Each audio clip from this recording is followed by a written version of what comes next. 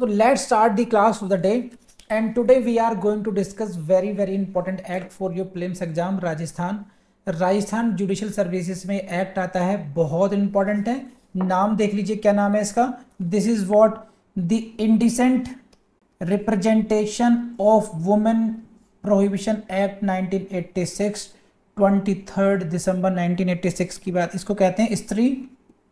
चलिए, इसको बोलते हैं स्त्री, लिख तो नहीं पाऊंगा, स्त्री अशिष्ट रूपण प्रतिशोध अधिनियम। स्त्री अशिष्ट रूपण, indecent representation of women, indecent representation of women act. ठीक है, तो ये आपका एक माइनर एक्ट है, आरजेएस में आता है एंड वेरी इंपॉर्टेंट, और मेरे ख्याल से कहीं और भी कभी भी अप्लाई हो सकते हैं। तो basically you can use this act in any exam, और मैं उसी तरीके से पढ़ाऊंगा इसको। आरजेएस में इस्तेमाल कर सकते हैं या किसी भी परीक्षा में इस्तेमाल करें आप। This is what indecent representation of women prohibition act 1986। तो please see the name itself and now come to this is the preamble of this. Preamble of an act to prohibit indecent representation of women. An act to prohibit the indecent representation of women through advertisement or in publications, writings, paintings, etc. or in any other manner।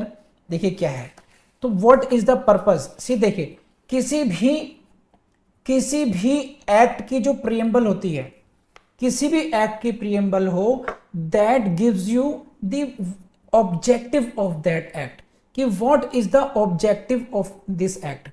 किसी की भी हो, whether it's the preamble of the constitution or whether of any other statutes, the objective of that act can be seen in the preamble of that act. तो कोई भी अधिनियम हो, उसकी जो प्रस्तावना होगी वहां से उसका उद्देश्य मिल जाएगा। उसी प्रकार से इस एक्ट का उद्देश्य क्या है, यहां से आपका पहला प्रीलिम्स का क्वेश्चन बनता है। And what is the objective? Objective of this act is what? To prohibit indecent representation of women। महिला की, स्त्री का अशिष्ट रूप से रूपण न हो, स्त्री को, वुमन को इंडिसेंट तरीके से रिप्रेजेंट नहीं दिखाया जाए। तो this act, the objective of this act is what? To prohibit it. This act wants to prohibit. You can say the objective of this act is what? Prohibitory। ये निषेधात्मक तरीके से है। It prohibits what? It prohibits what? The representation of women। ये स्त्री को represent करने के तरीकों को रोकती है। कैसा तरीका है? Indecent। तो this act, the objective of this act is what? To prohibit the indecent representation of the women। कैसे कहां रोकेगी? लगभग जितने भी मीडियम्स हो सकते हैं पब्लिकेशन के, वो सभी मीडियम्स इंक्लूडेड हैं। क्या हैं देखिए आप लोग। थ्रू एडवर्टाइजमेंट, यानी कि विज्ञापनों के माध्यम से, पब्लिकेशंस, प्रकाशनों के माध्यम से, राइटिंग्स, लेखों के माध्यम से, पेंटिंग्स, रंग चित्रों के माध्यम से, फिगर्स, आकृतियों के माध्यम से, और इन एनी अदर मैनर, या किसी भी अन्य रीति से। अगर किसी भी रीति से, वेदर ये एडवर्टाइजमेंट हो, या कोई पब्लिकेशन हो, या कोई राइटिंग हो, यानी कि लेख हो, यानी कोई पेंटिंग हो, कुछ किसी भी तरीके से, इफ समवन इज रिप्रेजेंटिंग दी, और बहुत रेलिवेंट है ये। अभी आपने एक बड़ी, उसका नाम सुना होगा, जो श्रीमती शिल्पा शेट्टी हैं, उनके जो सम्माननीय पति हैं, वो किसी मामले में फंसे हैं, यू नोट वेरी वेल, है ना। तो वहां से कनेक्ट करते हुए पढ़ेंगे आज आप लोग। तो एडवर्टाइजमेंट हो, कोई पब्लिकेशन हो, राइटिंग हो, पेंटिंग हो, कोई भी किसी प्रकार से अगर कोई व्यक्ति किसी महिला को इनडिसेंट तरीके से प्रेजेंट करता है, that is prohibited by this act. तो आई बिलीव कि आपको उसकी प्रियम्बल से जो ऑब्जेक्टिव वो समझ में आ गया होगा। And this is the first question in your prelims exam. Please let me no this, समझ में आया नहीं आया? कम on everyone, hurry up. Be it enacted by the Parliament in the 37th 37th year of the Republic of India. तो 37th को आप mark कर लीजिए, P for prelims ले लीजिए, यहाँ से क्वेश्चन आ सकता है कि कौन से ईयर में अगर इस तरीके से पूछेंगे 37th year of the Republic of India. अब मेन क्वेश्चन आपके यहां से शुरू होंगे। This what section number 1। Section number 1 short title extent and commencement. This act may be called the indecent representation of women prohibition act 1986। तो 1986 is very important, ये ध्यान रखना। तो आपको यहां पर क्या क्वेश्चन बना देंगे, आपको जो नेम से क्वेश्चन आता है 1986, 1987, 1988, इस तरीके से they can try to confuse you. तो don't forget the exact name. The exact name is what? Indecent representation of women, indecent representation of women और ब्रैकेट में प्रोहिबिशन एक्ट 1986, 1986। इसको मत भूलिएगा और यहीं पर लिखाइए P for prelims। छोटा सा प्रीलिम्स का क्वेश्चन इतना यहीं से बनता है बस ये। Now come to the next. This is what? It extends to the whole of India. ये संपूर्ण भारत पर, इसका विस्तार संपूर्ण भारत पर होगा। And except J and K वाली जो लाइन थी, now it has been deleted. ये अब वहां से अब खत्म हो चुकी है, ठीक।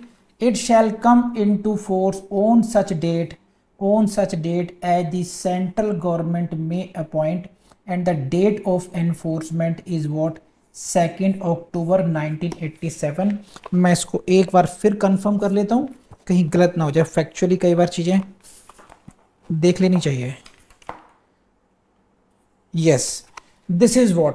तो this is the question. Again question यहां से आएगा कि डेट ऑफ एनफोर्समेंट, इस एक्ट की डेट ऑफ एनफोर्समेंट। देखो ध्यान रखना, 18 एक्ट्स हैं लगभग आपके सिलेबस में और आपको 18 एक्ट्स की डेट ऑफ एनफोर्समेंट आनी ही चाहिए।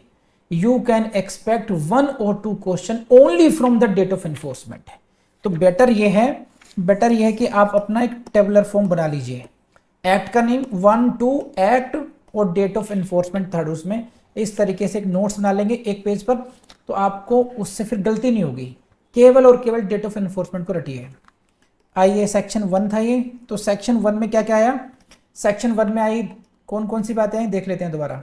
नेम आया, दिस एक्ट में be called indecent representation of women act 1986।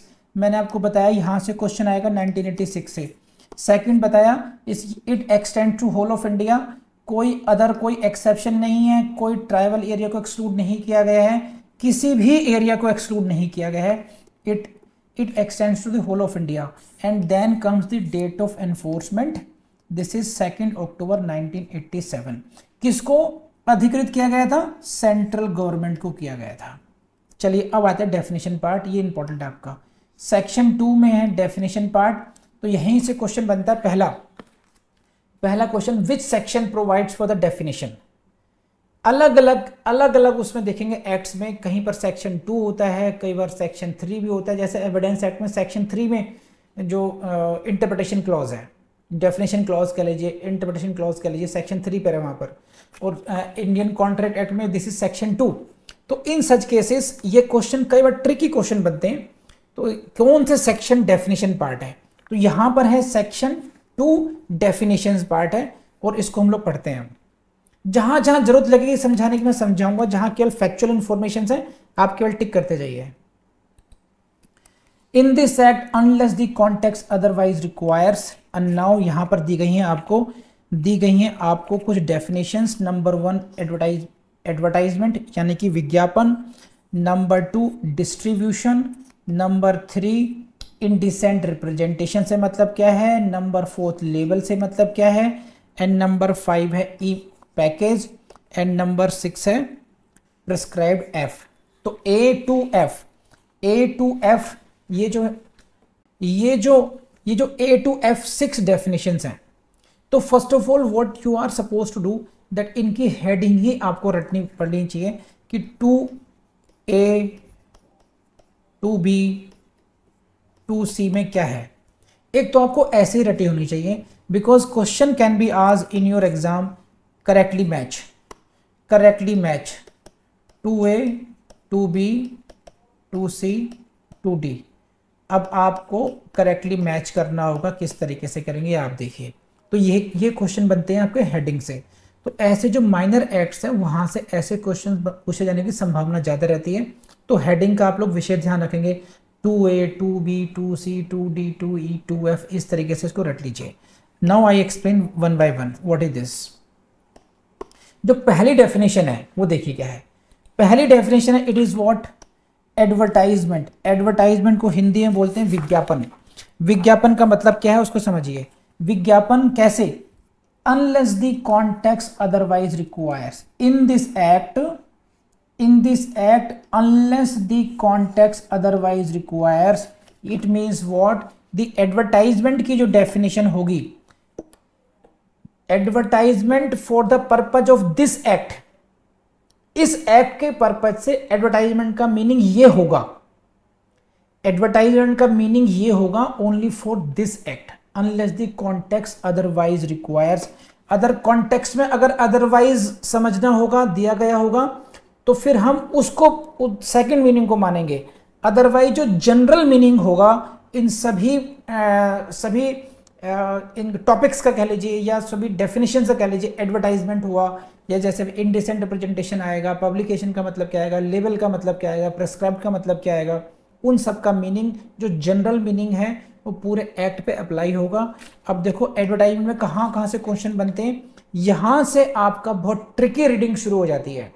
कहां कहां से ध्यान रखना, देखिए विज्ञापन का मतलब क्या होगा इस एक्ट के पर्पज से, इसको ऐसे पढ़िए, एडवर्टाइजमेंट इंक्लूड्स, ये वन कैटेगरी आएगी, एंड ऑल्सो इंक्लूड्स, ये सेकंड कैटेगरी आएगी। अब देखिए क्या क्या आएगा, advertisement includes any notice, circular, label और रैपर।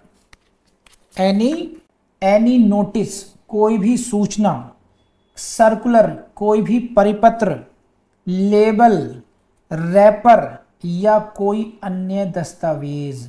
तो एडवर्टाइजमेंट में बी एनी डॉक्यूमेंट, एडवर्टाइज में बी एनी रैपर, एडवर्टाइजमेंट में बी एनी लेबल, इट में बी एनी सर्कुलर, इट में बी एनी नोटिस। समझ रहे हैं आप बात ये। तो यहां पर जो है, तो यहां से क्वेश्चन क्या बनता है आपका, what is included in the advertisement, what is not included in the advertisement as per the indecent women representation act है। according to this the word advertisement includes option A circular, option B document, option C notice, all of the above या none of the above, ऐसे कर देंगे मान लीजिए, कुछ भी घूम जाएंगे आप।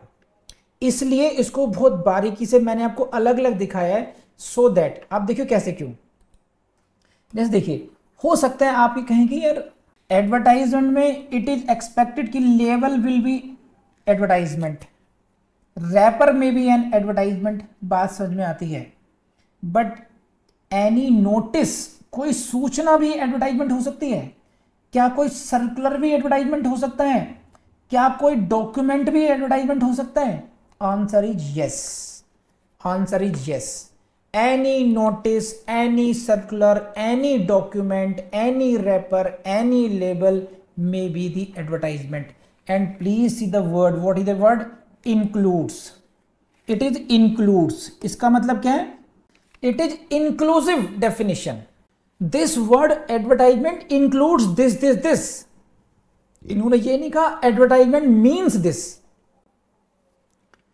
तो एडवर्टाइजमेंट के मीनिंग में ये निम्नलिखित अदर डॉक्यूमेंट कह दिया, जनरलाइज कर दिया इसको। सो संभावना है कि हम उसको कुछ छूट ना जाए। तो कोई भी नोटिस, कोई भी सर्कुलर, कोई भी डॉक्यूमेंट, कोई भी लेबल, कोई भी रैपर इसके अंतर्गत आएगा। और यहीं से आपको प्रीलिम्स से क्वेश्चन बनता है कि एडवर्टाइजमेंट के मीनिंग में क्या कौन कौन सी चीजें आएंगी, कौन कौन सी चीजें नहीं आएंगी। तो प्लीज लेट मी नो आपको ये बात समझ में आई नहीं आई। Hurry up everyone. कोई भी सूचना, नोटिस, सर्कुलर, परिपत्र, लेबल, रैपर, अन्य दस्तावेज। तो this is the one part, it includes this. Second, then आता है second category, it also includes any visible representation. इसको बोलते हैं कोई भी दृश्य रूपण, दृश्य रूपण। कैसे? By any light, sound, smoke और गैस। दृश्य रूपण समझते हैं, एनी विजिबल रिप्रेजेंटेशन, जिसे हम कहते हैं लाइट एंड साउंड शो। देखा होगा आपने कई जगह, दिल्ली में भी होता है एक दो जगह, है ना। एनी विजिबल रिप्रेजेंटेशन, कोई भी दृश्य रूपण जो किसके द्वारा बना हो, कैसे हो? लाइट के द्वारा। लाइट के द्वारा यानी कि लाइट तो लाइट प्रकाश हुआ, प्रकाश, प्रकाश के द्वारा, ध्वनि के द्वारा, ध्वनि के द्वारा, धुएं के द्वारा या गैस के माध्यम से कोई भी दृश्य रूपण, दृश्य रूपण। समझे? तो एनी विजिबल रिप्रेजेंटेशन। एंड यहीं से आपका क्वेश्चन आएगा कि क्या क्या इंक्लूडेड हैं और क्या क्या इंक्लूडेड नहीं है। तो you can divide it into two parts, number 1 part and number 2 part. It is definition A, section 2A। तो आई बिलीव अब आपको बहुत डिटेल में अच्छी तरीके से समझ में आ गया होगा कैसे पढ़ना आना चाहिए। सी मेरा एम्फेसिस हमेशा ये होता है कि आपको पढ़ना कैसे चाहिए, किस तरीके से पढ़ना चाहिए एक्ट को। तो वो ये तरीका है, किस तरीके से ब्रेक कर करके एक एक शब्द पे हम लोग को ध्यान देना चाहिए। तो अब आ गया, बढ़े आगे। Now come to second word, this is what to be. To be it the distribution. Distribution को हिंदी में बोलते हैं वितरण। वितरण include distribution by way of samples as well, whether free or otherwise. Includes, distribution includes this. It means distribution का जो general meaning है वो तो रहेगा कि किसी भी इसके वितरण करना, लेकिन उसमें distribution by way of sample आता है या नहीं आता। अगर आप फ्री में सैंपल बांट रहे हैं तो क्या उसको डिस्ट्रीब्यूशन माना जाएगा या नहीं माना जाएगा? Distribution by way of sample.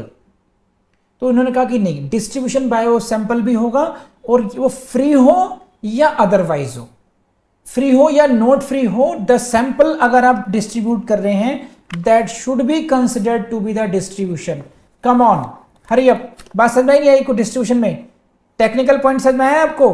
कहां से क्वेश्चन आएगा? देखो यहां से क्वेश्चन आएगा, distribution by way of sample and free. Sample, free sample distribution इसमें इंक्लूडेड होगा या नहीं होगा? It is the next question distribution का। सेक्शन 4 जब आप पढ़ेंगे then this term will be used. No person shall distribute. No person, उसमें जब एक शब्द आता है, मैं आगे बता रहा हूं कैसे यूज करेंगे। नो पर्सन शैल डिस्ट्रीब्यूट, तो ये जो शब्द आएगा डिस्ट्रीब्यूशन का वहां पर यूज होगा कि सेक्शन 4 में इंडिसेंट वुमेन रिप्रेजेंटेशन की सामग्री को, डिस्ट्रीब्यूशन को प्रोहिबिट करता है, अदरवाइज ये ऑफेंस होगा। तो डिस्ट्रीब्यूशन का मतलब क्या होगा, वहां पर इसकी एप्लीकेबिलिटी आएगी। If someone is distributing samples freely, और लेकिन उन सैंपल्स में कैसी सामग्री है, वो इनडिसेंट टू वुमेन है, then it will be an offence. तो इसलिए इस शब्द को, डिस्ट्रीब्यूशन को यहां पर पर्पसली इंक्लूड उन्होंने किया है कि even if you are distributing samples and that is free, even that should be considered in the term distribution. तो आई बिलीव आपको प्रैक्टिकली अब समझ में आया होगा कि हम लोग इन टर्म्स को क्यों पढ़ रहे हैं, because these terms will be used in the coming sections. जो आने वाले सेक्शंस हैं, 3 है, 4 है, जो बाकी सेक्शंस हैं, उनमें इन सभी वर्ड्स का मीनिंग यूज होगा इसमें। नेक्स्ट आइए, मेन है ये indecent representation of women. Indecent representation of women, स्त्री अशिष्ट रूपण। स्त्री, वुमेन, इनडिसेंट को बोलते हैं अशिष्ट और रिप्रेजेंटेशन को बोलते हैं रूपण। स्त्री अशिष्ट रूपण का क्या मतलब है, इसका समझिए। तो पहला क्वेश्चन आपसे यही आएगा, which section defines indecent representation of women. तो डेफिनेशन क्लॉज आ जाएगी आपसे वो, कि डेफिनेशन क्लॉज समझा दीजिए पहले। पूरा का whole of the act is dependent upon this word. तो definition of this is very important. This is what, to see. तो section 2C defines indecent representation women, ये बहुत हाईली एक्सपेक्टेड क्वेश्चन आपके केस में है। अब पढ़िए क्या है ये। Indecent representation of women means, इसका अभिप्राय क्या होगा? Depiction in any manner, depiction in any manner, चित्रण करना, इस डिपिक्शन इन एनी मैनर चित्रण करना, of the figure of A women, figure का मतलब है आकृति, किसी भी स्त्री की आकृति, ऑफ हर फॉर्म उसके रूप, और बॉडी उसके शरीर, या किसी अंग, एनी पार्ट देयर ऑफ, किसी भी महिला की आकृति, फिगर, उसका रूप, उसका शरीर या उसका अंग। समझे आप ये? इसका डिपिक्शन इन एनी मैनर, इसका मतलब समझिए क्या है। पहली बात है क्या है, इस रिप्रेजेंटेशन का मतलब क्या हुआ? डिपिक्शन, चित्रण किस प्रकार से कर रहे हैं आप। डिपिक्शन इन एनी मैनर, देखो दो शब्द हैं इसमें, क्या है? डिपिक्शन है, डिपिक्शन लोग बोलते हैं चित्रण करना, depiction. You are doing depiction, you are depicting what? You are depicting the figure of the woman, you are depicting the figure of the woman, okay, or you are depicting her form, you are, इसका मतलब होता है you are, उसका रूप को आप चित्रण कर रहे हैं, you are depicting her body, उसके शरीर को डिपिक्ट कर रहे हैं, और you are depicting any part of the body, उसके शरीर के किसी अंग को डिपिक्ट कर रहे हैं। और कैसे कर रहे हैं? You are doing it in any manner, any manner कर रहे हैं। सही है? तो डिपिक्शन, इधर you are depicting the body of the women, और you are depicting any part of the body, पूरे शरीर को डिपिक्ट कर रहे हैं, उसके किसी खास विशेष अंग को इस तरीके से डिपिक्ट कर रहे हैं, या उसके रूप को इस तरीके दिखा रहे हैं, या उसकी आकृति को इस प्रकार से दिखा रहे हैं। तो किसी महिला का शरीर, उसका अंग, उसका रूप या उसकी आकृति का चित्रण करना, डिपिक्ट करना। तो this is what depiction in any manner of all this. तो you will have to note down each and every word very cautiously. It may be figure, it may be form, it may be body, it may be the any part of the body. Depiction of 4 हो गया एक तरीके से। Yes 4 किस तरीके से हो सकता है? किसी भी प्रकार से हो सकता है। आप कहेंगे सर डिपिक्शन का क्या मतलब है? बॉडी दिखाएंगे। अब अगली बात समझिए क्या, इन सच ए वे, किस प्रकार से डिपिक्शन करें, that is important. In such a way as to have the effect of being indecent, उसका जो प्रभाव है क्या से होगा? ये हो, ओहो बोर्ड पे देखो, मुझे ही देखना। In such a way as to have effect of being indecent, derogatory और डेनिग्रेटिंग, यानी कि उसका जो प्रभाव है वो कैसा हो? अपमानजनक हो, स्त्रियों के लिए अपमान, इनडिसेंट हो, अशिष्ट हो, अशिष्ट हो, या डेरोगेटरी हो, अपमानजनक हो,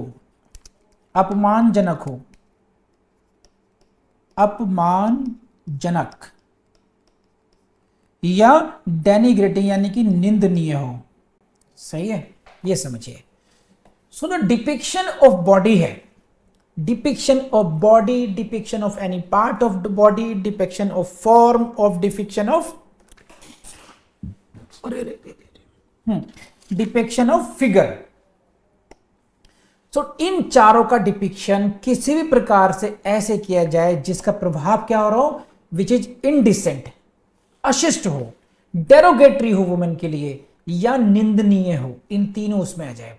तो प्लीज लेट मी नो। देखो यहां से क्वेश्चन बनेंगे आपके, इसमें ये जो वर्ड्स हैं सारे ये, इनको मत भूलना। If it is what, see the board, indecent, derogatory और डेनिग्रेटिंग। तो जो इफेक्ट है, it may be indecent, it may be derogatory, it may be denigrating. So अगर किसी महिला के शरीर का, महिला की आकृति का, महिला के रूप का, महिला के किसी अंग का चित्रण इस प्रकार से किया जाए कि वो अशिष्ट हो, उनके लिए निंदनीय हो, उनके लिए डेरोगेटरी हो, अपमानजनक हो, तो उसको हम कहेंगे इनडिसेंट रिप्रेजेंटेशन ऑफ वुमेन। तो शब्द क्या है? इनडिसेंट, लेकिन डेरोगेटरी भी उसी में आ जाता है, डेनिग्रेटिंग भी उसी में आ जाता है। Come on every, please let me know, these are the three words, indecent, indecent, derogatory, denigrating. Come on everyone, बात समझ में आ रही है आप लोगों? नहीं तो समझ पा रहे हैं? मेरे ख्याल से every one of you is studying this act for the first time, I suppose it, या हो सकता पहले कहीं पढ़ा भी हो, लेकिन मैं I can assume like this, at least most of you are reading it for the first time. तो मुझे बताइए, वाकई में आपको इंटरेस्ट आ रहा है? समझा पा रहा हूं मैं आपको इंडिसेंट? क्योंकि आईपीसी है, जो मेजर एक्ट्स हैं वो तो हम लोगों ने एलएलबी में पढ़े होते हैं कई बार।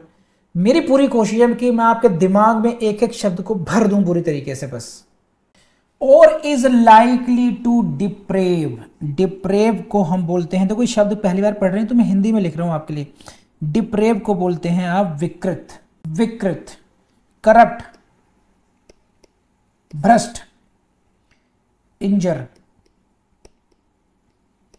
क्षति। पब्लिक मोरालिटीज, पब्लिक मोरालिटी को बोलते हैं लोक नैतिकता, नैतिकता या नैतिक विचार, मॉरल्स, नैतिकता कहिए या नैतिकता विचार, नैतिक विचार, मॉरल्स को पता ही है, नैतिक विचार। सही है, इसको मैं समझाता हूं क्या है। देवांजनी, ये तो आपको देखना पड़ेगा अगर if you are appearing in the Orissa, तो if this is the act you will have to say it. चलिए समझिए आप ये। तो या तो वो वुमेन के लिए निंदनीय हो, डेरोगेटरी हो, इनडिसेंट हो, या फिर देखो क्या है, देखो बहुत इंपॉर्टेंट है। देखिए जो पहला वाला एलिमेंट है, this is women centric, women, जो इसको देखिए, either it is having effect indecent, derogatory or denigrating to women, और यहां पर है आप देख रहे हैं what is its effect on the public morality और public morals। उसका पब्लिक मोरालिटी पे क्या फर्क पड़ेगा, पब्लिक मॉरल्स पे क्या फर्क पड़ेगा, समझे आप? तो अगर वैसा है, अगर वो पब्लिक मोरालिटी को करप्ट करती हो, डिप्रेव करती हो, विकृत करती हो, मानसिकता को इंजर करती हो, even in that will be called what, that indecent representation of the woman। तो indecent representation woman को ही बहुत अच्छे तरीके से मीनिंग को समझना है आपको। इसके तीन पार्ट हो गए एक तरीके से। नंबर वन, ये हुआ आपका पहला, what you are doing, what you are doing, क्या कर रहा है ये इस इंसान ने क्या किया, he depicted, चित्रण किया इसने, दिखाया इसने, कैसे दिखाया, कैसे भी दिखाया, एनी मैनर, तो ये हुआ डिपिक्शन, इन एनी मैनर। क्या दिखाया? चार में से कुछ भी एक। फिगर ऑफ द वुमेन, महिला की आकृति, फॉर्म, हर फॉर्म, उसका रूप दिखाया, उसका शरीर दिखाया, बॉडी, या उसके शरीर का कोई अंग दिखाया। तो इस भले मानुष ने महिला का शरीर या उसका कोई अंग या उसका रूप या उसकी आकृति का चित्रण इस प्रकार से किया। किस प्रकार से किया? अब आ जाइए सेकेंड पार्ट पर, इफेक्ट पर उसके, कि उसका इफेक्ट ये था कि वो महिला के लिए इनडिसेंट था, अशिष्ट था। वो महिला के लिए, वुमेन के लिए कैसा था? डेरोगेटरी था। वो महिला के लिए डेनिग्रेटिंग था, निंदनीय था, अपमानजनक था। तो हम इसे कहेंगे इनडिसेंट रिप्रेजेंटेशन ऑफ वुमेन। या उसका प्रभाव यह था कि पब्लिक मॉरल्स, पब्लिक मॉरलिटी को वो डिप्रेव करने वाला था, विकृत करने वाला था, वो पब्लिक मॉरल्स को करप्ट करने वाला था इफेक्ट, या पब्लिक मॉरल्स को वो इंजर करता है, पब्लिक मोरालिटी को इंजर करता है, पब्लिक मॉरल्स को इंजर करता है। देन वी से, इफ इट इज से, देन वो जो डिपिक्शन है, that depiction is called indecent representation of women। तो आई बिलीव अब आप उसको मेंस में भी आएगा तब भी बहुत अच्छे तरीके से लिख पाएंगे। This is section 2C, the meaning of indecent representation of women. Come on everyone, got it? चलिए साहब फिर आगे बढ़ते हैं। Now label, label means any written, marked, stamped. Written means लिखित, लिखित, चिन्हित, स्टैम्प्ड मुद्रित,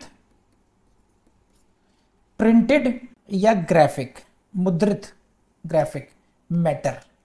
तो लेबल का मतलब समझा है, लेबल का मतलब होता है कोई भी मैटर। कैसा? वेदर इट इज रिटन और मार्क्ड और स्टैम्प्ड और प्रिंटेड और ग्राफिक, है ना।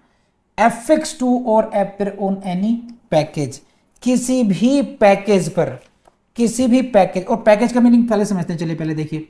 Package includes a box, carton, tin या अन्य कंटेनर, अदर कंटेनर। तो पहले पैकेज समझते हैं। पैकेज के अंतर्गत क्या क्या आते हैं? Package includes what? Package includes a box, package includes A carton और पैकेज इंक्लूड्स ए कंटेनर। तो ये जो कंटेनर हुआ या कोई बॉक्स हुआ या अगर टिन हुई, इन पर क्या? इन पर ये, इन पर anything written, anything marked, stamped, graphic, किसी के द्वारा भी अगर कोई मैटर उस पर चिपकाया हुआ है, एफिक्स किया हुआ है या उस पर प्रदर्शित होता है तो उसको हम बोलते हैं लेबल। तो आपने देखा लेबल किसका है? ये इसको बहुत एज्यूम करने की जरूरत नहीं है। It may be something written, लिखित रूप में लेबल हो सकता है। ये मार्क्ड, चिन्हित हो सकता है। ये कोई प्रिंटेड हो सकता है, कुछ भी। तो किसी भी प्रकार का कोई लेबल हो। तो लेबल की डेफिनेशन कहां पर दी गई है? आपको क्वेश्चन आएगा कि label is defined under section 2D। इसमें बहुत जान मारने की जरूरत नहीं है। ऐसे ही पैकेज पे बहुत ज्यादा, पैकेज में सिर्फ कौन कौन से वर्ड्स होते हैं? बॉक्स, कार्टन, टिन और अदर कंटेनर को पैकेज कहा जाएगा, ध्यान रखना। और प्रेस्क्राइब्ड का मतलब हमेशा सेम होता है, एज पर रूल्स। तो दिस इज सेक्शन 2। तो सेक्शन 2 में ABCDEF 6 डेफिनेशन है। उनकी सीक्वेंस रटी होनी चाहिए, उनके मीनिंग आपको पता होने चाहिए। तो section 2 is over from my side. Come on, hurry up. बात समझ में आई? चलिए साहब अब आते हैं section 3। Section 3 and section 4, these are 2 offences here in this case, ध्यान रखना। तो यही मेन है। Prohibition of section 3 deals with what? Prohibition of advertisements. कैसे advertisement? Indecent representation of women. ये कहाँ डिफाइंड किया गया था? ये मिला था आपको, डिफाइन किया था सेक्शन 2C में। तो 2C में जो अब समझ रहे हैं आप? ये सेक्शन 2 में 3 में जो आया है, ये टर्म क्या यूज किया इन्होंने? Prohibition of advertisement. ऐसे विज्ञापनों पर रोक लगाई जाए जिसमें वुमेन को इंडिसेंट रिप्रेजेंट किया गया है। और इंडिसेंट रिप्रेजेंटेशन मीनिंग कहां से मिलेगा आपको? सेक्शन 2 से। तो सेक्शन 2C में डिफाइन किया गया और उसी का मीनिंग अब सेक्शन 3 में अप्लाई होगा। तो आई बिलीव अब आपको बहुत अच्छे तरीके से प्लानिंग समझ में आ रही होगी आपकी। अब ये पढ़ते हैं क्या है। दिस इज अच्छे तरीके से दिमाग में बैठा लीजिए। सेक्शन 3 बहुत इंपॉर्टेंट है भाई ये। No person shall publish or cause it to be published. No person shall publish or cause it to be published. क्या? Or arrange or take part in the publication or exhibition of any advertisement. ऐसे समझिए, इसको समझिए। कोई भी व्यक्ति इस प्रकार का विज्ञापन पब्लिश नहीं करेगा। इसको ऐसे पढ़ डालो, no person shall publish any advertisement. देख रहे हैं रेड लाइन घूमी आई ऐसे, no person shall publish any advertisement. कोई भी व्यक्ति ऐसा विज्ञापन पब्लिश नहीं करेगा, यानी कि प्रकाशित नहीं करेगा। You will not publish it. कैसा विज्ञापन? ऐसा विज्ञापन।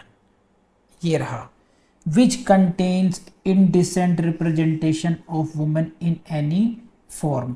सेक्शन 2C के हिसाब से जो इनडिसेंट रिप्रेजेंटेशन है उसके, अगर वो एडवर्टाइजमेंट ऐसा है तो वो व्यक्ति ऐसा विज्ञापन पब्लिश नहीं करेगा। It is prohibited. और इसीलिए आप ये देखो, ये जो नाम है इसका, इसके नेम में, एक्ट के नेम में क्या लिखा हुआ है, indecent representation of women prohibition act. इसके ऑब्जेक्ट में क्या लिखा था, टू प्रोहिबिट।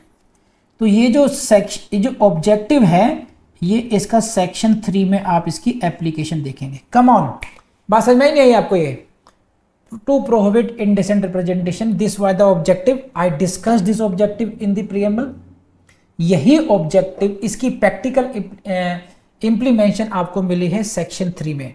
सेक्शन 3 क्या कहते हैं कि कोई भी ऐसा एडवर्टाइजमेंट प्रकाशित नहीं करेगा। You will not publish any advertisement which is comes into the category of indecent representation of women. बोलो बच्चों, समझ में आया नहीं आई? तो ये हुआ एक पार्ट इसका। अब इतना आसान हो जाएगा।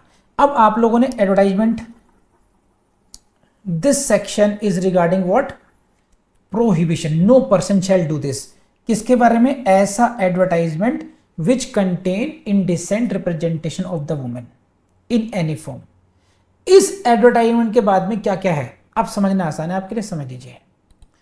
नो पर्सन शैल पब्लिश, ना तो पब्लिश करेगा, और cause it to be publish, ना ही पब्लिश करवाएगा, ना ही वो अरेंज करेगा यानी कि व्यवस्था करेगा, ना ही उसके यानी किसकी पब्लिकेशन की व्यवस्था करेगा, ना ही टेक पार्ट करेगा इन दी पब्लिकेशन और एग्जीबिशन यानी कि उसके प्रकाशन इसमें लिखता हूं आपके लिए, प्रकाशन या प्रदर्शन, प्रकाशन या प्रदर्शन की ना तो व्यवस्था करेगा और ना ही उसमें भाग लेगा। सही है? सो अब मैं आपको, ये मैंने हिज्जे में समझाया, अब मैं आपको एक रूप में समझाता हूं। उसमें कोई भी व्यक्ति ऐसे विज्ञापन जिसमें कि महिला का अशिष्ट रूपण किया गया है, ऐसे विज्ञापन को ना तो प्रकाशित करेगा, ना ही प्रकाशित करवाएगा। दो बातें हुई। एक, दो, पब्लिश नहीं कराएगा, पब्लिश ना करेगा खुद, इसका तो खुद नहीं करेगा, और दूसरा क्या हो, किसी दूसरे से भी नहीं करवाओगे। तीसरा, उसके प्रकाशन या प्रदर्शन में, उसके पब्लिकेशन या एग्जीबिशन में ना तो उसकी व्यवस्था करोगे, अरेंज करोगे, ना ही उसमें भाग लोगे। तो आपके पास क्या है, 4 प्रोहिबिशंस हैं, 4 बातों को प्रोहिबिट किया गया आपको। अब उनको इस तरीके से देखो इसको आप। ये number 1, you will not publish. Number 2, you will not cause it to be published. Number 3, you will not arrange the publication, you will not arrange the exhibition. And number 4 is this, you will not take part in the publication, you will not take part in the exhibition. Of what? Of the advertisement of this kind. Come on. अब मुझे बताइए आपको समझ में आया नहीं आया? This is section 3। तो आई बिलीव आपको बहुत अच्छे तरीके से समझ में आ गया होगा। मैंने तो पूरी जान डाल दी आपको, कोई भी कॉमा, कोई भी वर्ड छोड़ा नहीं है मैंने आपके लिए, जिसमें आपको फिर रटने में दिक्कत नहीं आएगी। आपको हर एक शब्द काम का होता है, हाँ है ना? चलिए साहब, अब आते हैं अपन लोग सेक्शन 4 पर। तो वहां पर था प्रोहिबिट था, ध्यान रखना, पब्लिकेशन पर ना पब्लिश करोगे, ना करवाओगे, ना अरेंज करोगे, ठीक, ना भाग लोगे, पार्टिसिपेट करोगे। अब आ जाइए सेक्शन 4 में। सेक्शन 4 की पहले लैंग्वेज पढ़ते हैं, बाकी बातें बाद में। नो पर्सन शैल प्रोड्यूस और कॉज टू बी प्रोड्यूस्ड, यानी कि उसको प्रोड्यूस को हिंदी में बोलते हैं कि उत्पादन, सेल बेचना, let to hire let to hire का मतलब है भाड़े पर देना, डिस्ट्रीब्यूट आप समझ सकते हैं वितरित, सर्कुलेट परिचालित, सेंड बाय पोस्ट डाक द्वारा। तो देखो क्या क्या कितने शब्द आ गए हैं इसमें, प्रोड्यूस उत्पादन, सेल विक्रय, लेट टू हायर भाड़े पर देना, डिस्ट्रीब्यूट वितरित करना, सर्कुलेट, सर्कुलेट को हिंदी में बोलते हैं परिचालित, सर्कुलेट ज़्यादा आसान है समझना, एंड सेंड बाय पोस्ट डाक द्वारा भेजना। ये 6 वर्ड्स आ गए इसमें, ठीक है। तो नो पर्सन शैल प्रोड्यूस, अब मैं समझाता हूं, सुनो सुनो सुनो, कोई भी व्यक्ति ना उत्पादन करेगा, ना उत्पादन करवाएगा, ठीक है, ना विक्रय करेगा सेल करेगा, ना भाड़े पे देगा, ना ही डिस्ट्रीब्यूट करेगा, ना सर्कुलेट करेगा, ना डाक द्वारा भेजेगा। अरे भैया क्या नहीं भेजेगा भाई, रोक तो लगा दी, प्रोडक्शन पे रोक लगाई, no person shall produced, no person shall cause it to produced का मतलब क्या हो, ना तो खुद प्रोड्यूसर बनोगे और ना ही किसी से कहोगे मैं तुम्हें पैसे दूंगा तुम प्रोड्यूस करो, cause to be produced, neither you will produce nor you will cause it to produced, ठीक है। उत्पादन नहीं करेंगे, बेच सकते हैं क्या, ना ना ना ना, no person shall sell it, बेचोगे भी नहीं, नो पर्सन, चलिए ठीक है बेचते नहीं, भाड़े पे दे सकते हैं, no no, no person shall let to hire, ये भी नहीं करोगे आप। अच्छा डिस्ट्रीब्यूट कर सकते हैं, डिस्ट्रीब्यूटर बन सकते हैं, no no, no person shall distribute, no person shall circulate, no person send by post. अरे भैया क्या, ये इनको घोट लीजिए, एनी बुक पैम्फलेट, ये any book pamphlet, paper, slide, film, writing, drawing, painting, photograph, representation और फिगर, समझे कैसी, which contains indecent representation of women in any form, ऐसी कोई किताब, कोई पैम्फलेट, कोई पेपर, कोई स्लाइड, कोई फिल्म, कोई लेख, कोई ड्राइंग, कोई पेंटिंग, कोई फोटोग्राफ, कोई रिप्रेजेंटेशन, कैसी, जिसमें कि जो कि which contains what, indecent representation of women in any form. तो ऐसी कोई भी किताब, कोई भी लेख, कोई भी पेपर जो यहाँ शब्द लिखे हुए हैं, इनका ना तो प्रोड्यूस कर पाएगा, ना प्रोड्यूस करेगा, ना करवाएगा, ना बेचेगा, तो ये स्पेसिफिक हो गए, ना बेचेगा, ना भाड़े पे देगा, डिस्ट्रीब्यूट नहीं करेगा, सर्कुलेट नहीं करेगा और बाय पोस्ट भी नहीं भेजेगा। तो जनाबे आली ये तो आपको समझ में आ गया कौन सी बुक की बात कर रहे हैं, सबका कंटेंट सेम है, इनडिसेंट रिप्रेजेंटेशन ऑफ वुमेन। तो इस प्रकार की बुक, रंगीन कहानियाँ, मनोहर कहानियाँ, आप समझ रहे हैं ना, ऐसी जितनी भी पॉन्स हो गई, ऐसे जितनी भी मटेरियल हो गया, उस सब पर यहाँ पर उसके किस पर क्या कहाँ पर, तो क्या क्या अब क्वेश्चन आपसे पूछेंगे आपसे, ये आपने देख लिया 1 2 3 4 5 6, यहां से क्वेश्चन बनते हैं, 6 क्वेश्चन बनेंगे यहां से कि what is prohibited, what is an offence, what is prohibited, production is prohibited, selling is prohibited, letting is prohibited, distribution, circulation, sending by post. तो यहां से क्वेश्चन कैसे बनेगा, what is not prohibited by section 4, section 4 के द्वारा क्या prohibit नहीं है, अभी रटने पड़ेंगे बबुआ, फिर 1 2 3 4 5 6 सभी टर्म्स को आप लोग रट लीजिए अच्छे तरीके से।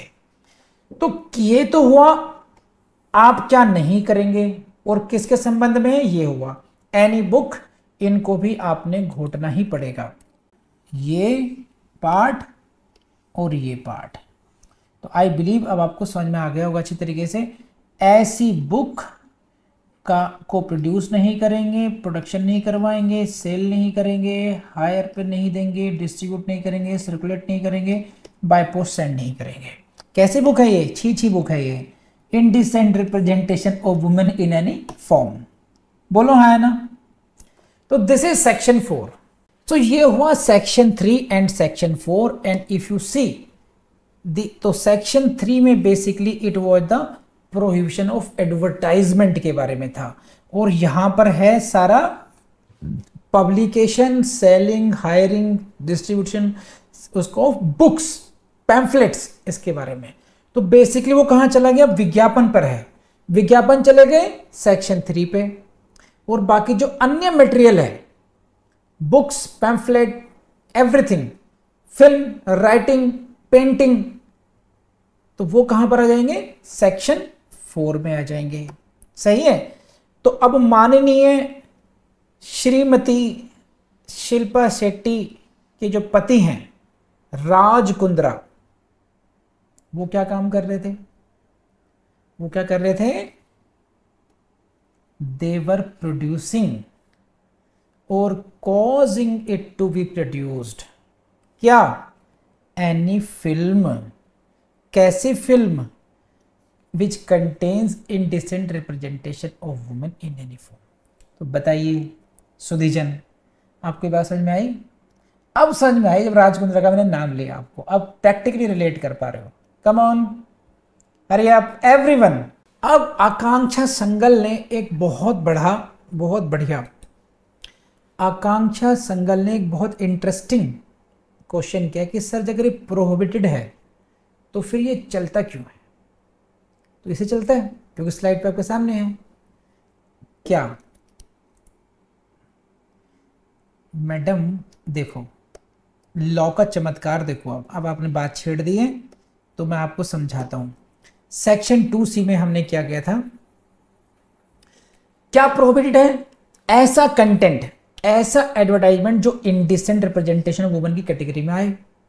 वो कब होगा, जब वो वुमेन के लिए निंदनीय हो, इंडिसेंट हो, डेनिग्रेटिंग हो, या फिर पब्लिक मॉरल्स को अफेक्ट करने हो। और यहीं पर जो है सेक्शन आर्टिकल 19(1)(a) भी आपका आ जाता है, fundamental right of speech and expression. तो मैं कह रहा हूं कि ये इंडिसेंट नहीं है, ये पब्लिक मॉरल्स को डिप्राइव नहीं करता है, ये पब्लिक मॉरल को इंजर, करप्ट नहीं करता है। आप कह रहे हैं क्या बात कर रहे हो, ये करता है। मैं कहता हूं मेरा फ्रीडम वो फंडामेंटल राइट है। मैं कहता हूं कि आप जो हैं 15वीं शताब्दी के लोग हैं, 16वीं शताब्दी के लोग हैं, आपको freedom of speech and expression का मतलब ही नहीं पता है ना। तो यहां पर ये झगड़ा है, और यहीं पर वो चश्मा है जिस चश्मे से आप उसको आप देखेंगे, ये पीस ऑफ आर्ट है या ये ऑब्ससिनिटी है, ये इंडिसेंट है या एक प्रेजेंटेशन ऑफ एक पोर्ट्रेट है, एक art of, piece of art, excellent art है, मॉडर्न आर्ट है, कुछ भी नाम ले लो। तो ये आकांक्षा या everyone, this is what the point of conflict, ये देखने का नजरिया है। और यहीं पर सुप्रीम कोर्ट का ये देखा जाता है कि यहां पर क्या है। एक फिल्म आई थी बैंडिट क्वीन, शेखर कपूर की बैंडिट क्वीन फिल्म आई थी। उसमें फूलन देवी पर वो फिल्म थी। वो उस फिल्म में जो बैंडिट क्वीन है बनी हुई है, वो फिल्म का हीरोइन का नाम भूल गया मैं, उसको एक्चुअली में बिल्कुल न्यूड उसमें दिखाया गया है। उसमें एक कुएं के चारों तरफ चक्कर लगा, एक गांव में चक्कर लगवाते हुए एग्जैक्टली न्यूड उसमें दिखाया गया है। अब वहां पे क्या है, वुमेन को न्यूड दिखाया जा रहा है, पूरी बॉडी को न्यूड दिखाया जा रहा है, लेकिन क्या आ गया, वो कहेंगे साहब इसमें नहीं आता, वो इस कैटेगरी में नहीं आएगा, या और भी बहुत सारी चीज़ें एक्सेप्शन हम लोग पढ़ेंगे आगे को। तो ये सारा पॉइंट ऑफ क्या देंगे, ये अपना अपना नज़रिया है देखने का। अब जब यहाँ उस नज़रिए के चक्कर में ही सब कुछ, अब सारे शर्म हया सब खत्म होती जा रही है, बिकॉज नज़रिया है, खत्म बात। इसलिए अब इसमें डिबेट में मैं नहीं जाना चाहता, मुझे कन्फाइंड करना है अपने एक्ट पर। सो आई थिंक कि मैंने आपको फिर भी आपको इतना ना कुछ दे दिए हिंट्स कि आपको कैसे देखना चाहिए, एग्जैक्टली क्यों होता है ऐसा। तो आई बिलीव सीमा विश्वास, थैंक यू निवेदिता पवार, तो वो निवेदिता सीमा विश्वास थी, अच्छी एक्ट्रेस हैं। तो समझे आप लोग क्या है, दुनिया कैसे चल रही है, गोल गोल घूमती है। और यही लॉ का है, जब आप डिफेंस लॉयर बन जाएंगे कि क्या बात कर रहे हो, ये ऑब्सीन, जब दिस साइड हो कितना ऑब्सीन, कहाँ है ऑब्सीन, कहाँ है ऑब्सिनिटी, ये तो आर्ट है, क्या बात कर रहे हो, हमारी परंपरा, हमारी नैतिकता, सब फीस, सब लॉयर, कौन किसकी पार्टी के फेवर में अगेंस्ट में खड़ा है, वो डिसाइड होता है उस तरीके से यहाँ पर। तो I believe hints are enough for you. Bye नहीं, बाय नहीं, मतलब कम टू नेक्स्ट पॉइंट। पता चला बाय करते भाग लें कुछ लोग चलिए साहब, सो ये हुआ 4। अब मैं आपको थोड़ा सा जादू दिखाऊं। 4 पे हम दोबारा वापस आएंगे, लेकिन इसको थोड़ा सा इंटरेस्टिंग बनाने के लिए तो हमें जाना पड़ेगा सेक्शन 6 पे। Section 6, please see the section 6 penalty. Any person who contravenes the provision of section 3 और सेक्शन 4 शैल बी पनिशेबल। समझे आप? तो सेक्शन 6 को साथ में पढ़ेंगे आप, section 3, section 4 and then section 6। कि सेक्शन 3 ने एक तरीके से आपकी बॉन्ड रेड लाइन ड्रॉ कर दी। सेक्शन 3, सेक्शन 4 की भी एक रेड लाइन आ गई, बाउंड्रीज आ गई। You will not do those, you will not do this, you will not do this, and if you do this you will attract section 6. So section 6 makes that act punishable. And what is this? This is what, ये याद कर लीजिएगा, यहां से question आएगा। First conviction, on first conviction imprisonment of either description which may extend to 2 years P for Plims and with fine which may extend to 2000 रुपये P for Plims। First conviction में 2 साल तक की सजा, 2000 रुपये तक का जुर्माना, एंड है ये ध्यान रखना, and fine either description for a term, यानी कि सिंपल इम्प्रिजनमेंट भी हो सकती है। This can be a simple imprisonment, this can be rigorous imprisonment and it can extend to 2 years and fine. तो इन सभी से आपके क्वेश्चंस आपको प्रीलिम्स में एक्सपेक्टेड हैं। फर्स्ट कन्विक्शन में क्या हो सकता है? 2 years और 2 years का पनिशमेंट और 2000 तक का जुर्माना। लेकिन ध्यान रखना ईदर डिस्क्रिप्शन है, इसका मतलब कि सिंपल इम्प्रिजनमेंट भी हो सकता है और ये रिगरस भी हो सकता है। एंड इन द इवेंट, दो वर्ड्स माया देखो शब्दों की आप, in the event of second यानी कि सेकंड कन्विक्शन और सब्सिक्वेंट यानी कि सेकंड, थर्ड, फोर्थ, फिफ्थ ये आगे सब्सिक्वेंट में, सेकंड कन्विक्शन और सब्सिक्वेंट। समझे आप? इसमें क्या होगा? No imprisonment for a term not less than 6 months, 6 महीने से कम का नहीं होगा, and which may extend to 5 years। And also, and का मतलब फाइन कंपल्सरी है, with a fine not less than 10,000 रुपये, 10,000 से जो कम नहीं होगा। तो यहां पर जो वर्ड्स हैं, यहां पर वर्ड्स क्या है? फर्स्ट कन्विक्शन में कितना पनिशमेंट? 2 साल 2,000 रुपए, ठीक। सेकंड कन्विक्शन या थर्ड या फोर्थ, उनके लिए रूल सेम रहेगा, वहां पर कम से कम सजा आपको मिलेगी 6 महीने की, और वो सजा कितनी बढ़ के हो सकती है? 5 years तक।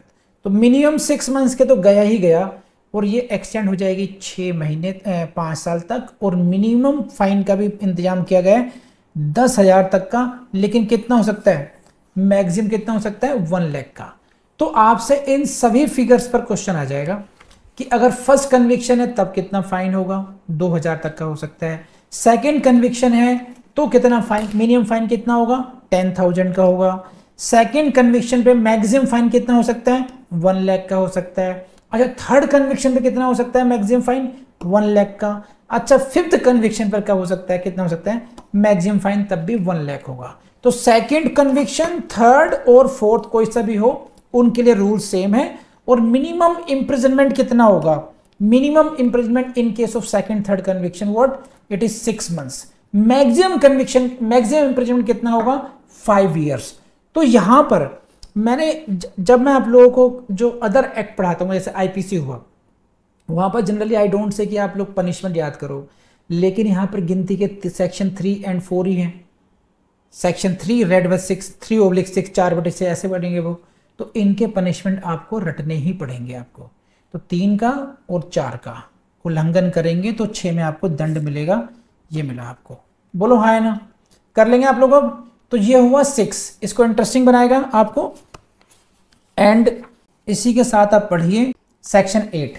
Section 8, offences to be cognizable and bailable notwithstanding anything content in CRPC an offence punishable under this act shall be bailable P for Plims। लगा लीजिए, आपसे पूछेंगे कि ये जो ऑफेंस है यानी कि 3, 4 रेड विथ 6, ये ऑफेंस क्या कैसा है? बेलेबल है या नॉन बेलेबल है? तो ये है बेलेबल ऑफेंस। एंड तीसरा क्या हो गया, it is what, the N offence punishable under this is cognizable. तो बेलेबल एंड कॉग्निजेबल, तो यहाँ से पूछेंगे कि बेलेबल ऑफेंस है या फिर नॉन बेलेबल है, कॉग्निजेबल है, नॉन कॉग्निजेबल है। तो ये और ये पूछेंगे कौन से सेक्शन में दी गई बात, ये बात कही गई है सेक्शन 8 में। तो इस तरीके से आप 3 सेक्शन 3, 4, 8, 6 एंड 8 यहाँ से आपको पूरी पिक्चर क्लियर हो गई। तो यहाँ इसके बाद में अभी हम लोग सेक्शन 4 को दोबारा पढ़ेंगे, उसमें कौन से एक्सेप्शंस हैं और जो अदर सेक्शंस हैं उनको भी ढंग से दोबारा पढ़ना पड़ेगा हमें। लेकिन मेन पार्ट हमारा ये आ गया। इसके बाद में अभी सेक्शन 4 का रिमेनिंग पार्ट भी आएगा, सेक्शन 5 को भी पढ़ेंगे, सेक्शन 7 भी पढ़ेंगे, सेक्शन 9 भी पढ़ेंगे, सेक्शन 10 भी पढ़ेंगे। तो ये हम पढ़ेंगे नेक्स्ट क्लास में, कल की क्लास में। तो I believe this class was interesting for you. आपके लिए टेस्ट अपलोड किया जा रहा है अब ये, और अब दूसरे तरीके से टेस्ट हम लोग अपलोड करेंगे। टेस्ट पे हम लोग टाइम फिक्स वाला काम नहीं करते हैं आपके लिए अब, है ना। वो आपको इस फॉर्मेट में करेंगे, आप जब चाहे वो टेस्ट दे सकते हैं, जितनी बार चाहे उतनी बार टेस्ट दे सकते हैं, और जैसे सबमिट करेंगे आपका रिजल्ट भी आपको सामने आ जाएगा। तो I believe it will be fruitful for you. और अब मैं भी थक चुका हूँ पढ़ा करके, बाकी हम करेंगे कल। अब आप लोग क्या करना चाहिए आपको, अभी तक मैंने जितना भी पढ़ाया आपको, कॉन्स्टिट्यूशन पढ़ाया आपको, मैंने आईपीसी पढ़ाई, उनको आप रिवाइज कीजिए ज़बरदस्त तरीके से, ठीक है। जितनी आईपीसी ने पढ़ा दी, जितना मैंने वो पढ़ाया, उसमें से कुछ जो मुझे कराना होगा मैं अपने आप करा दूंगा। You keep on revising that. अपना कोर्स जितना मैंने कराया उसको परफेक्ट कर लीजिए 100% के पॉइंट ऑफ व्यू से, बस कि इसमें से कोई क्वेश्चन छूटेगा नहीं मेरा, बाकी कीजिए, ठीक है जी। कोई क्वेश्चन हो, किसी का कोई वेरी हो तो बताइए मुझे, ठीक। Bye bye.